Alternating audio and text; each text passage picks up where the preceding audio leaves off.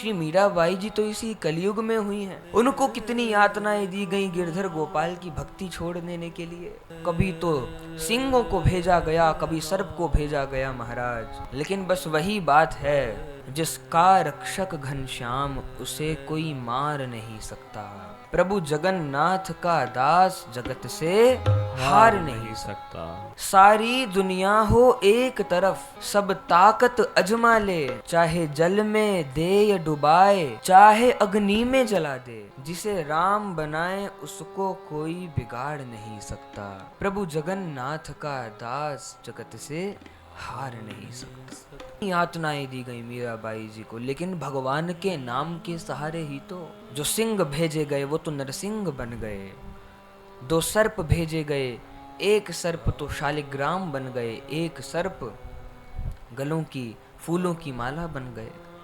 और अंत में तो जगत प्रसिद्ध घटना, मीराबाई जी को विष भेजा गया, और जिस विष को पी के लोग मर जाते हैं, उस विष का पान करके मीराबाई जी ने नृत्य किया, कीर्तन किया।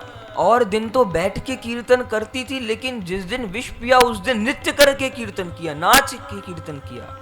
यह है भगवान के नाम की महिमा।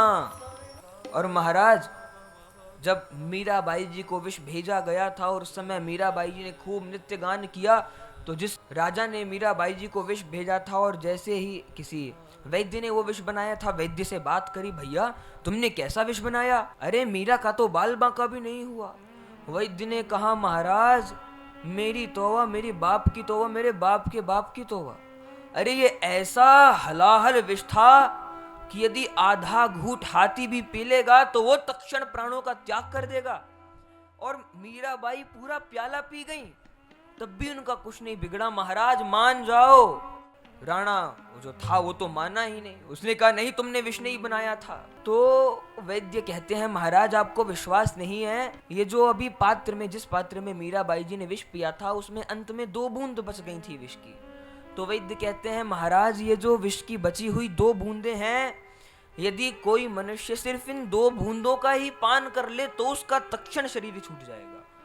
जैसे ही ये राजा ने सुना, राजा ने वैद्य को कहा, अभी के अभी तो इन बूंदों को पी। वैद्य तो घबरा गया, महाराज मैं अपने घर में अकेले कमाने वाला हूँ, मेरे से कौन सा अपराध हो गया जो आप मुझे ये पिला रहे हैं?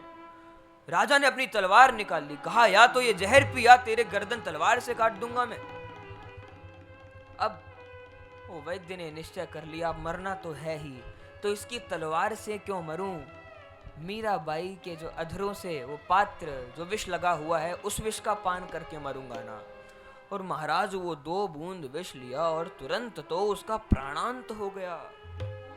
इससे पता लगता है कि वो कैसी स्थिति का विष था कि 2 बूंद लेते ही वैद्य का तुरंत प्राणांत हो गया।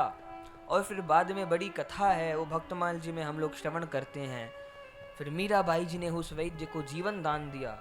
तो विचारणीय बात, जिस उस विष की 2 बूंदों का पान करके वैद्य का तुरंत शरीर पूरा हो गया, और उस पूरे विष के प्याले को पी करके मीराबाई जी कीर्तन कर रही हैं, मीराबाई जी नृत्य कर रही हैं। कैसी विचारणीय बात है। ये सब कुछ किसका प्रताप है? ये भगवान नाम का प्रताप है।